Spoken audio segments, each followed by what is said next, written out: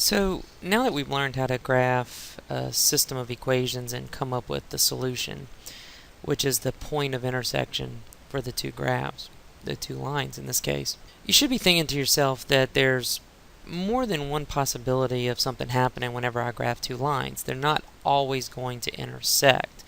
And so that's going to create a situation where we have some special solutions for a system of linear equations. And so if you look at this concept summary, you can see a visual example and a verbal example of each of those special situations. And so if we look at this first one, exactly one solution, that's what we've been looking at up to this point in time. We've graphed two lines, they cross each other, and they have one point of intersection, so it has exactly one solution. Now, there will be circumstances where we could give you two lines that somewhat look differently because they have different coefficients, or one of them's in standard form and one of them's in slope-intercept form. And you may not recognize that they're exactly the same line, but when you finally get down to graphing them, you notice that one lays right on top of the other. And so if they are exactly the same line, then the points that they're sharing, or the points that make each one of them true, are all of the same points. And so there's an infinite number of solutions to the system of equations. And so we would call that infinitely many solutions. There is going to be a possibility, however, that they never intersect. And if they're not the same line and they never intersect, we know that those lines are parallel. And so if you recall from your geometry that parallel lines have the same slope, if we end up getting two lines that have the same slope and we graph them, they're never going to intersect, and so that they would have no common point or any common solutions. They would simply say that we have no solution. So those are a couple additional possibilities for your solutions to linear equations, to a system of linear equations. And so we have a couple sample problems for you to work on so that you can see how these might play out, and you need to recognize what each one of their answers would look like. And so go ahead and pause the video at this point and work sample problem number 3.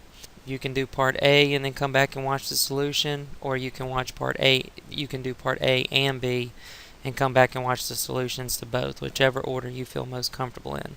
So go ahead and try those now. Okay, I'm going to start sample problem 3, part A. Again, I'm just going to go ahead and convert both of these to slope-intercept form.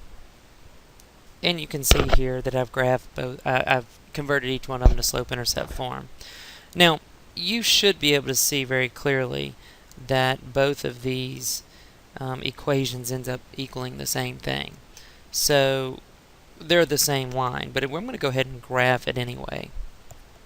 Okay, so you can now see that I've graphed this line, and of course if I graph both of them, they're going to be the exact same line. And so since they're the same line, they have infinite solutions. Okay, very good. So that's an example of the infinite solution possibility.